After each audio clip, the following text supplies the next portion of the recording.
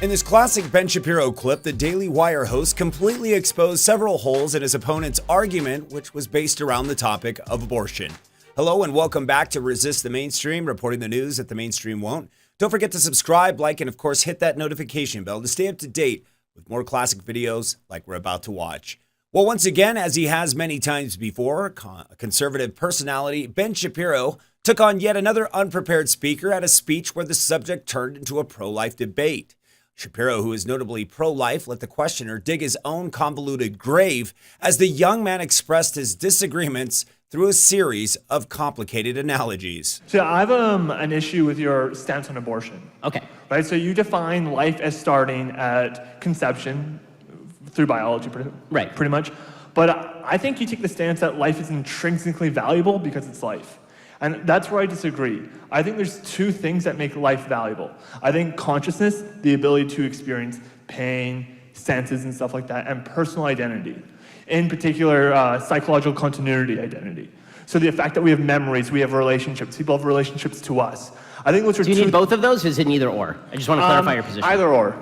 Okay, so if it's either or, then people with Alzheimer's have real continuity problems, you can't kill them. No, because people still have relationships with them though, right? So like just because you have I mean, you have a relationship with them, but with people with advanced stage Alzheimer's, they really don't have a relationship. Okay, but for the sake of example, like let's say someone dies, right?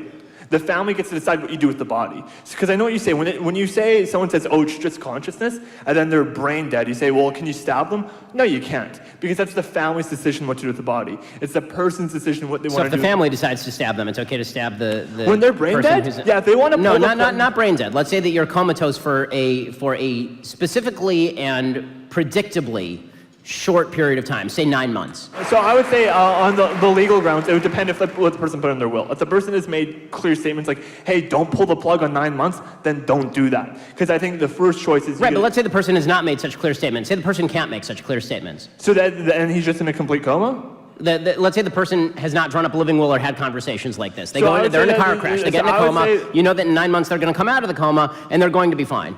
Are you allowed to stab? Can the family say, you know what, these 9 months, stab the dude. Wait, so they're fine, so they're going to get their memories back?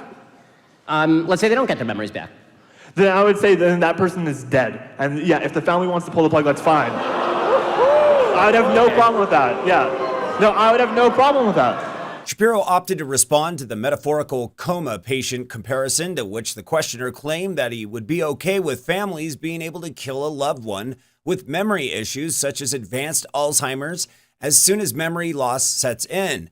The audience laughed in surprise and shock at the young man's beliefs. After minutes of clarifying and specifying his analogies further with Shapiro, there wasn't much left for Shapiro to do to dismantle his argument. After the questioner made two outrageous claims, all Shapiro had to do was stand back and watch the young man's argument go up in flames. Because that person is dead. You're getting into some dicey territory, dude. No, I think that person is dead.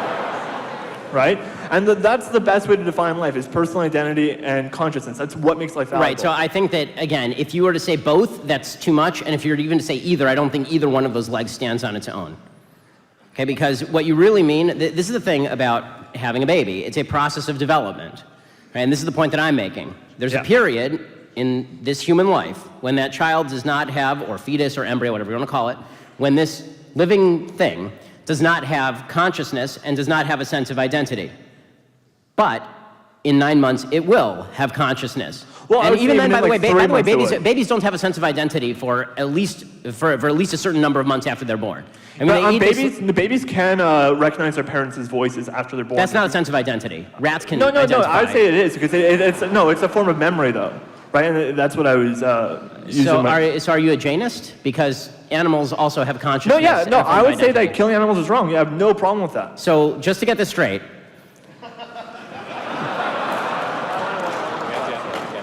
killing Fluffy the hamster, deeply wrong.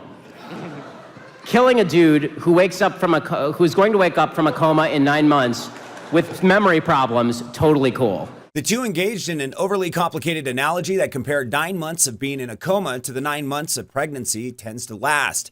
The comparison being that neither would be conscious nor have identity. Ironically, the analogy actually works, just not in favor of the young man, but rather in Shapiro's. Although the questioner was confident in his beliefs, he lacked the understanding that most people would not agree with. his moral dilemma. But unfortunately, I don't think the kid has ever got that bit. Once again, Shapiro clarified the audacity of the young man's claims. He and the audience had sufficiently understood that the debate was over before it began. Is there any validity to the abstract analogies the questioner made? Perhaps yes, but not in the way he expected. Leave your comments below. I'd love to hear what you have to say. Once again, I'm Steve Inman with Resist the Mainstream, reporting the news that the mainstream won't. Don't forget to subscribe, like, and of course, hit that notification bell for more updates on classic content. Until next time, we'll see you then. Take care.